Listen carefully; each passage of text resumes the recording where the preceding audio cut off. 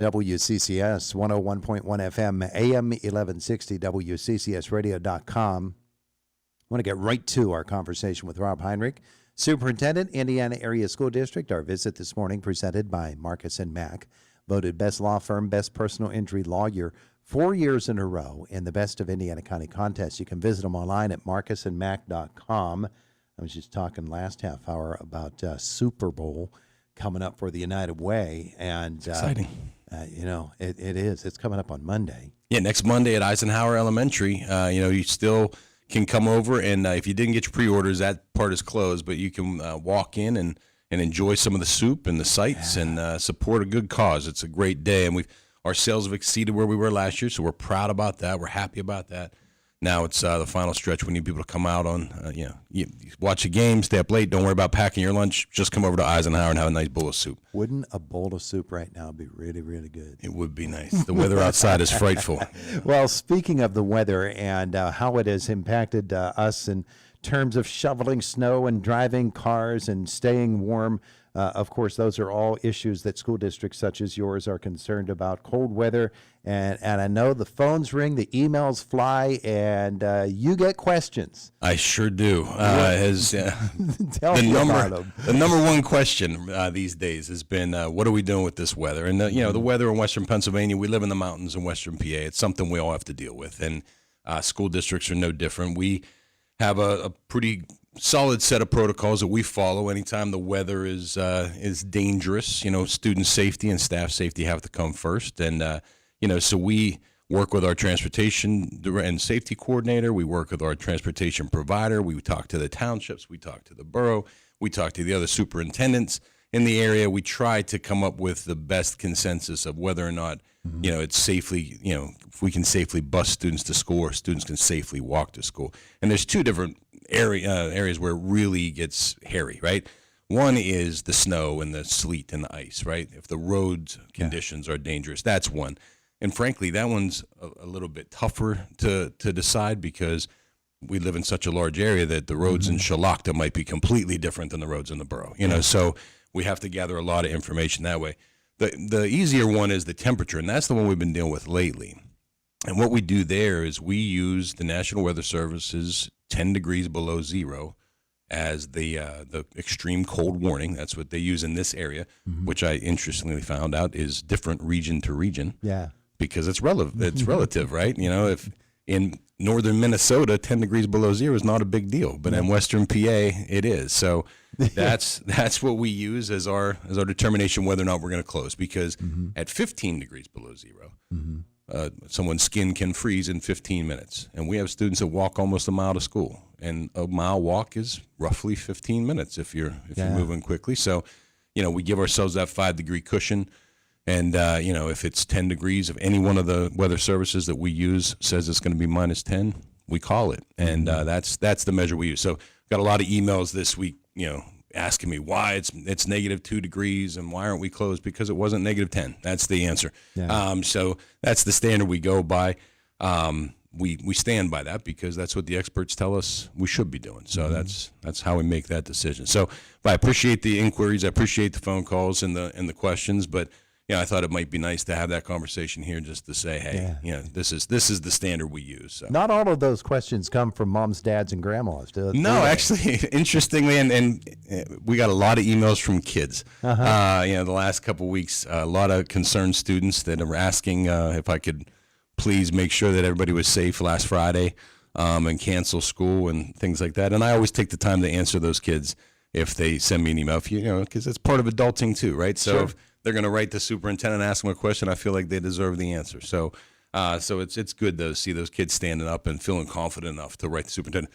Something I would never have done when I was a child, but I think it's kind of a fun thing to write back and especially say, if there's an algebra test coming up. I'm sure, exactly. I don't know what their motivation is, but they all have their reasons. Well, when we do our storm centers now, it's different from what it used to be. It was cancellation and 2-hour delays. Now you have flexible instruction / remote learning days, FIDIs. You've got the FIDs, and that's a whole different dynamic, isn't it? It is. Right around COVID, the Pennsylvania legislature, the PD established FID days where school districts can apply to learn online in lieu of coming in when it was too dangerous, which we did take part in at first. We tried on. What we decided, Todd, is it doesn't work for education for all kids. For some, it does, and each school district has their own process and their own policy, and it's up to them. But we looked at numbers, and we saw that 8% of our kids don't even have reliable internet service in our school district. So if we decide to learn online, we know right out of the gate that 8% of our kids can't get that information. So that's a problem. Then we have logistical problems, childcare. Mom and dad have to go to work, so they take the kids to grandma and grandpa's. And maybe grandma and grandpa aren't as apt at helping students with technology issues. So there's another percentage of our kids that can't learn. So we just decided that if we have the devices there to have the traditional snow day, rather than put kids at risk, because it doesn't make any sense academically. We will forego the FID days unless it gets into an emergency situation. We have the ability, if we get close to the end of school and we have to cancel school so often that we're looking at extending well into June, we can have remote learning days. We can always pull that out of our back pocket. But what we believe is best for kids is that they're in school learning with their teachers. COVID showed us that kids don't learn as well online. We saw that. We saw the learning loss. The research is clear. So if we can avoid that mode of learning, we want to here in Indiana. Yeah, my socket set at home has a 532nd socket, but I'm generally not going to be using that one. I'll just keep it in the toolbox. I'll use the half and the 9/16 more than any. That's right. You pull that one only in emergency. The tools that are needed for the moment of the day. All right, so that's a little bit of conversation about weather delays and closings and flexible instruction days. Let's move on to some other things here this morning and talk about a topic that people, again, when we were kids, this wasn't an option for us, but now it is. People in high school are earning college credits, some to the point where they can actually earn an associate's degree before they earn their high school degree. But it's a really broad world now for folks, and it's there for them. Why not take advantage of it? It really is. There's so many opportunities now for kids and for families. We've had students graduate from our school and take 42 credits to Robert Morris, which is a tremendous savings in time and substantial savings in money. It's a real head start on life. As you mentioned, we now have an associate's degree in high school program where if you want to, if you're an ambitious student and you're driven, you can take college classes through a combination of WCC, Westmoreland County Community College, and IUP, and you can walk across our stage, get a diploma in one hand and an associate's degree in the other hand from IUP. So that's an outstanding, 2-year head start on life. We have college and high school classes in partnerships with Mount and with WCC again. We have dual enrollment opportunities with IUP. We have a community college and high school with agreement with Beaver County colleges. If you want to get your pilot's license, there's ways you're going to earn credits that way. So there's AP classes that students can take in our school and take a test, and if they score high enough on the test, they can get college credits that way. So there's so many different opportunities that if you really buckle down and push, you can really get a nice head start on life, and it's a tremendous opportunity. It's another blessing to be in this town. The partnerships we have with our higher ed partners is just tremendous. It just provides students with so many different avenues to get that head start. ICTC has articulation agreements too. That's another great one. Yeah, ICTC is you go up there, you can learn a trade and earn 15 credits to go to college or transfer into one of these professions. So it's a really nice community we have and a bunch of partnerships, and I thank all those people for what they do. With ICTC, you can also earn a salary for working for somebody. You sure can, absolutely. There's internships, and we actually have internships through ICTC. We have, that Rising Educators program is a great example. You can go and learn how to be a teacher, and through that work, you can take credits right into IUP. Enter IUP as, with 15 credits, 20 credits under your belt maybe, go right into their education department with a head start again. So. Yeah.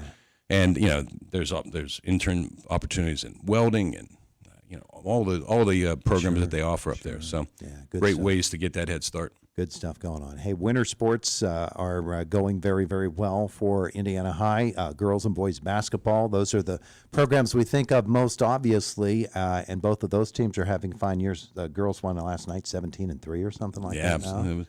It's a good time of the year. Yeah, the winter has been good to us. The girls are rolling into the playoff with a full head of steam. The boys have a huge matchup tonight in their section to see if they can, get into the playoffs. And rifle team made the playoffs for the first time since 2010, which is great.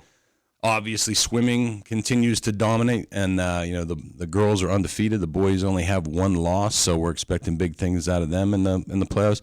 And wrestling, although they missed the playoffs, there's a bunch of students who are expected to do well in the individuals. Like Charles Spells, Bo Blystone, Dawn Finella, Jackson Higgins, and Lou Sears all have a chance to really make some noise in the playoffs. Yeah. So we're wishing those guys well. Looking forward to watching them. That's a young team. You talk about Hartman's rifle team. Yeah.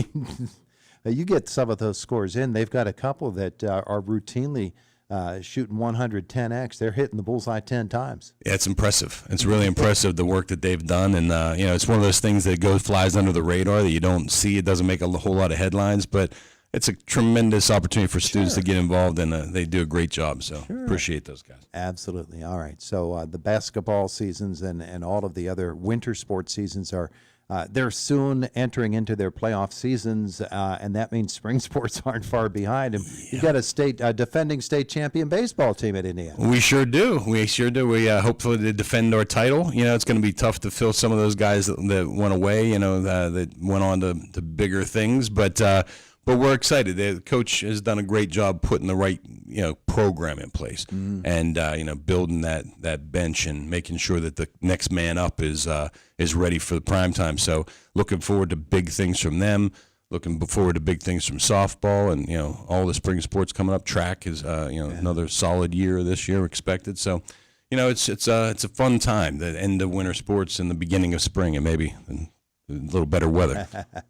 Well, I enjoy talking about the sports. I enjoy talking academics and elementary students, too, as a part of all of this. But those feeder programs from the elementary level on up through, those are what make successful varsity teams. And Indiana has a really good slate of those. And that takes parents, it takes coaches, it takes a whole bunch of folks to make a successful athletics program or any extracurricular program.